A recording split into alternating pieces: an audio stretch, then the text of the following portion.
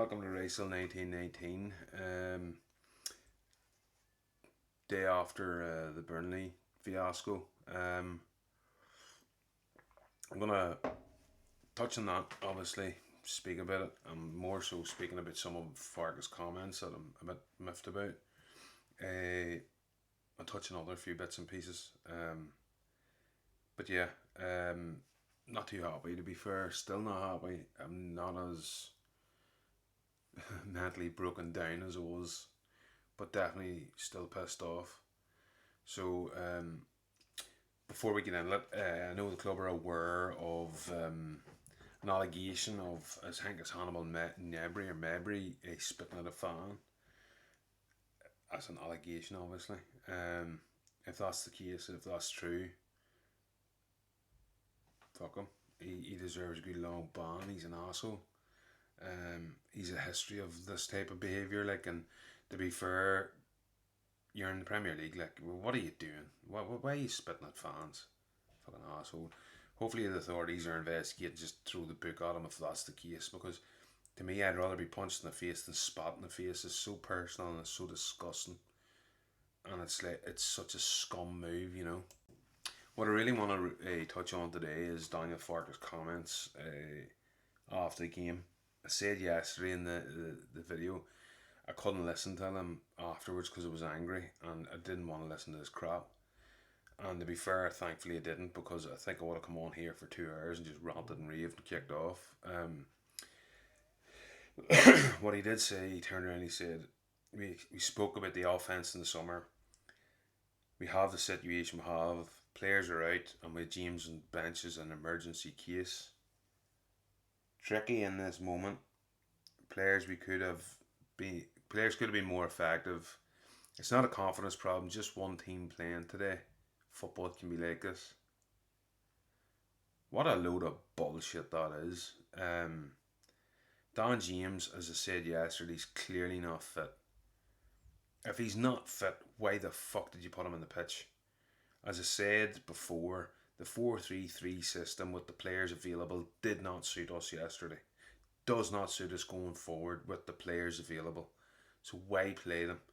When you're putting Dan James on the pitch yesterday, who's injured, who's carrying an injury that we thought was out for 6 weeks, if you're risking him, then you're admitting that your actual tactics going into the game were flawed at the very least. It pisses me off, and I could go into it. Just one team playing. No, Daniel, there wasn't just one team playing. There wasn't. There was two, and we lost. You can talk about the stats all you want. The fact of the matter is, the stats, the only stat that matters is the stat that says Burnley 2, Leeds 0. I don't give a shit about this XG. I don't give a shit about stats. You can talk about it all that. Actually, look, went wrong in both boxes. Cannot have better stats than we did away from home today. Yes, we can. We can win a game. That's the most important stat. Possession, shots, big chances, XG, corners. Even when Arsenal, Man City et al. Come here, they will not repeat that. What a load of shite. What a load of shite. That's the biggest load of waffle, because I'll tell you why. Shots, 1 on 5 on target. 1 on 5. We had 19 shots, 1 on 5 of them were on target. One of them was a free kick, good save. The rest were all, they couldn't break eggs. Big chances. What big chances do we have? Aronson. Again, that was your choice of playing him, but Aronson and Bogle, okay, but that would say we scored those two, that's a draw. Corners, let's be honest, yes, we dominated in corners, but our corners were abysmal. You know, what structure have we got to the corners? Drive it long and hard and hope Rodon gets in the end of it. That's not a structure. That's not routine. The thing that gets to me here is, even when Arsenal and City come here, blah blah blah. Listen, don't equate yourself to these teams. We're in a position where we're going to be fighting a relegation battle, Daniel, with or without you. And the problem is, there's much of the fan base split. You know what? I'm at the position now where I'm not saying I'm with Daniel or against him. I'm with the club. Um, I want them to succeed. Of course, I want them to succeed because if we succeed, we succeed. It's as simple as that. I don't want them gone because if we want them gone, then ultimately what we're saying is we want the team to fail in the short term. I don't want that. However, I just see so many shortcomings that it scares me. Um, is in-game management, but I'll delve into that towards the end here. I'll continue on here with this quote. Had to be more switched on and blocking the cross from Walker. Okay, yeah, that's by the by. Could have stepped out. Could have, now this is a big point. Could have stepped out on the second goal earlier. That's my point yesterday in my video. People are getting on Stack. Stack was jogging all around the place and didn't really seem interested. And then I see people jumping at the defensive Pascal Strike and Ampadu. Ampadu and Striker, I know what they're doing. They're in different postcodes. They're nowhere near. Nowhere near. They're both flat footed and they react far, far, far too late. And by the time they react, the ball's left the Burnley player's foot and it's heading towards the goal. And this is where it pisses me off a bit, Darlow. I've watched this so many times and it's went over his hand. It's not in the top corner. Again, I come back to the point that Perry gets that ball. I think Perry saves that. He says it's not a routine save by any stretch of the imagination. But I think Perry gets that. I think Perry reads it better. He's about 3 inches bigger than Darlow. I think Perry gets that ball. And Darlow's, let's be honest, Bournemouth, and we can go back to the strike thing and have an argument over that. But the Bournemouth game, Darlow has been questioned over at least one of the goals against Bournemouth. It was a shit show because he was so slow to react, so slow, and the ball came from the edge of the box. It's the exact same as this one. He was so slow to move across. Is actually, if you watch his feet, and he gets there just after the ball. It's like if you can move better, or if you're 3 inches bigger, maybe you get there. I think Darlow's done all right for us, but at the end of the day, there's levels to the game, and we've spent 60 million on that defence, and we're playing the same championship defence as we did last season, except for Goodmanson, who's streets ahead of everybody else in the defence. That tells you some story, in my opinion. Anyway, many aspects I liked. When you're 2-0 down away, your heads can drop, but we gave them nothing else. In terms of effectiveness, they were the better side. Right, when you're 2-0 down away, what they did, Daniel, let's be honest, they sat in and hit us in the counter-attack. It's as simple as that. They didn't need to do anything else because we had absolutely no creativity. We have no spark. We have no 10. Our wingers were completely ineffective. Jack Harrison he's just not that level. He is what he is. There's a reason why he's the fourth choice winger, maybe fifth. Brendan Aronson, he can run all day. He's got cardio, I'll give it to the lad, but my good God, he is woeful. He can't shoot. He can't tackle. He can run about, he can get fouled, and he can foul. But the end product and the quality in the end product is zero. The amount of times that the ball went to Jack Harrison, I'll tell you another thing I noticed. The ball goes to Jack Harrison, to Brendan Aronson on the right wing. He gets the ball, and the players give him 2 yards, and they let him because he stops, he pirouettes, he does his wee roundabout thingy and runs into the Burnley players. He takes 5 touches when he only needs 1 or 2.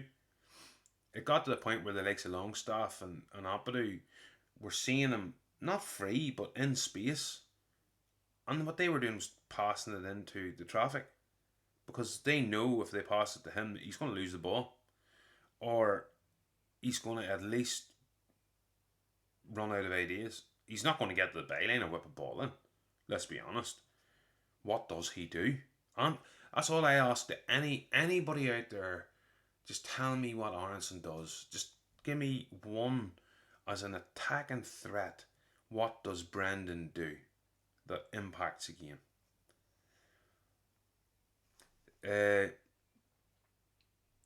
He says here there's not a clear connection from Brendan. A top save, but I would have preferred a different finish. What a load of shit that line is. I would have preferred it. Of course you would have. I cannot blame him. Of course you can. It's not like he didn't want to score. Maybe overexcited and keen to score the goal. Team needed to be calmer with their chances today. Right, so do you think maybe during the week calling Rodon out for absolutely no reason maybe wasn't a good idea, or maybe veil threats towards younger players, i.e. Harry Gray, wasn't a great idea? Maybe looking at a 4-3-3, maybe looking at the Burnley game and going, well, it's not a 6-pointer, it's not a must win. Maybe you can learn by that, because I'll tell you something, Daniel, you're in big trouble. You're in big trouble, and I'll explain that in a second. I'm going to tell you, Daniel Farke, after that game, listening to the comments, were absolutely he made me fuming. And thank God I didn't look at it directly after the game, because I would have said things that I can't take back. There's something that he needs to understand. He will fall before the 49ers. Parag Marathe is not going to sack himself. It's not going to happen, Daniel. So you need to do something to affect the game. Your in-game management is massively void of any quality. And I am concerned about that. 4-3-3, as I said yesterday, and I'll not go into detail, but are you lumping on 3 strikers and then trying to taking off 2 wingers that didn't work in the 4-3-3 and basically playing long balls? Then ultimately what you're saying is your tactics initially didn't work. That's happened 3 times minimum this season.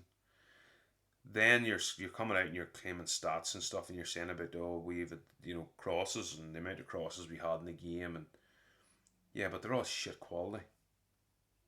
DCL for 60, 70 minutes, well, 70 odd minutes. Our first sub was in the 66th minute. DCL's on his own fighting against 3 or 4 defenders every single time with poor quality crosses coming in the box, and people question him. At what point do we question the manager on his tactics? Because he's went 4-3-3 when we're with the available players, we definitely can't play that. It's either suicide or it's arrogance, and I don't think it's arrogance. I'd like to think not. 3-5-2 with the way we are at the minute is the only way forward, and we got to play it against West Ham, because if we don't, West Ham will just go, and people can say West Ham or this or that or that. West Ham have got winners in their team. Winners. They'll be okay. They'll invest. Sorry, they'll maybe not be okay, but they'll definitely invest. My concern is if Farkes is there, will we invest, and I'll qualify that in a second. But our next 3 games, we've got West Ham, Brighton and Forest before the international break. Do we honestly think we're going to beat Brighton and Forest? Forest have just sacked Ange. Forest have got a wealth of talent there. And people can sleep on Brighton all they want, but Brighton's a good team. A very good team. They can trouble any team in this league on their day, as they did against Man City, etc. Then you go after the international break, and this is where it's key. Villa. And people say, Villa's not the same Villa. Well, they're above us on the table. Then we've got City, Liverpool, Chelsea, not in that order. Where are we picking our points up in the next 6 games if we don't beat West Ham? I don't think Daniel Farke. That brings us up to the 14th of December.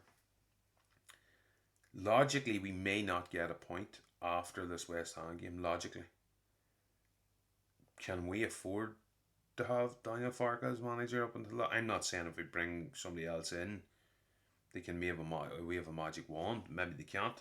But the reality is, for me, is very straightforward. I think we have a situation where if you have somebody who can be versatile, and people can throw daggers at me all they want in this, but I want to throw something at you. Just an example, Sean Dyche, for example. I'm not saying he gets the job, but what I will say is this: he's worked with the DCL and Harrison for the last 2 or 3 years. He knows their strengths and weaknesses, and to be fair, Harrison doesn't get anywhere near our team. I think Dyche actually will play to the strengths of the players rather than fixating on a formation and just leaving it at that. I think Dyche can help our team out a lot more than Farke in the Premier League. And people say, "Oh no, no, no, not Dyche." Way the last 3 years of his career were at Everton. 2 years he beat all odds of keeping Everton in the league, and the last year was a mess, right? But they gave him 1.5 million to spend. The man has done wonders. He's managed 95% of his career in the last sort of 15 years in the top flight in England. And we're saying no. Is Daniel Farke a better top flight manager than Dyche? Now, if that's what I'm not saying Dyche is the answer. What I'm saying is that has to be the baseline question. If Sean Dyche is available, is Daniel Farke better than Dyche? Because Dyche has been seen as surplus requirements or not needed at Everton. They didn't back him, whatever. Politics aside and all that shit. I don't think Farke is better than Dyche. He's maybe got a better pedigree in the Championship. In the Premier League, there's absolutely no stat to say otherwise. What concerns me is in our last 8 games, we have won one game. Our last 8 games, we've won one game. We were beat by Sheffield Wednesday in the cup. People are digging out Bijol about, oh, he's shite against Sheffield Wednesday. Yeah, so was everybody in the fucking team. Everybody in that team was shite. And we're all digging out one man. Bijol has got to come into the team. Anyway, couldn't score a goal against the second worst defence in the entire league. We're the 5th lowest scoring out of the 20, and we're the 3rd worst defence in the league. I'll do that again. We are the 5th lowest scoring out of the 20, and the 3rd worst defence in the league. That means whenever it all works out, if you want to go by stats, Daniel will probably be 3rd from bottom or 4th from bottom. That's where we're looking. Now 17th is, in my opinion, is a positive year. But statistically, if you were looking at stats again, a lot of managers over the last few years in this transfer window coming, our international break window coming up, this is where managers get the road. This is where they get sacked, and this is where clubs move on. And the reason for that is a number of reasons, but one of the main reasons is to get in, sure it up. You're running into Christmas, you get to know the players, and then you're coming up the transfer window. So I'm asking myself a question here. Do the 49ers take the blame for the window and sack themselves? We all know that's a no. What will they do? They will do what Marinakis has done. They will do what everybody else has done. They'll not take the blame. They'll blame the manager and the tactics and whatever. They'll thank him and they'll say goodbye. There's a 1 year payoff. Cheery bye bye. They'll bring somebody in. Do we think honestly and truthfully that the 49ers are going to hand Farke £100 million in January? No, I don't think so. Do we think if another manager comes in, not saying it's Dyche, but another manager comes in, do you think that manager comes in and doesn't want additions? Because we all can, a blind man can see where we're lacking. Our attack, we're like a toothless shark. What are we going to do? Suck you to death? We can't stay in the Premier League when we can't score goals. And if we have a couple of injuries, we're absolutely screwed. We need three attacking players minimum. We need an attacking midfielder, at least one more centre forward. Perot's nowhere near the level. The match is probably questionable. DCL starts every day of the week, but the man's got absolutely no support. Nothing around him. So for me, it's a 3-5-2. Bijol comes in. Either you drop strike, tell him, right, away you go. You get him in a lot. Personally, I think you've got to play 3-5-2. Strike, Bijol, Rodon. Your two wing backs up and down that pitch is going to be. And you know what people will say? Well, you need to mark this man. You know what? Play to our strengths for a change. How about that? You play Gudmundsson and Bogle. Perry's in nets, by the way. Drop Darlow. You play Gudmundsson. You play Bogle. And then in the centre, I would probably start Ampadu, Longstaff, Tanaka, and push Tanaka forward to get in and around the two. And then up front, to play Namacha and behind DCL. Because you know what? We've got fuck all else. Listen, I've been rattling on for 21 minutes. Let me know what the crack is. Cheers, like, comment, subscribe, all that jazz. You don't want to do whatever, don't do whatever. I don't really care. But if you want to have an argument, let's have an argument. You know, all that. Yeah, thanks for watching if you've got this long. And I'll see you again probably tomorrow, because I'm sure some other crap will come out tomorrow.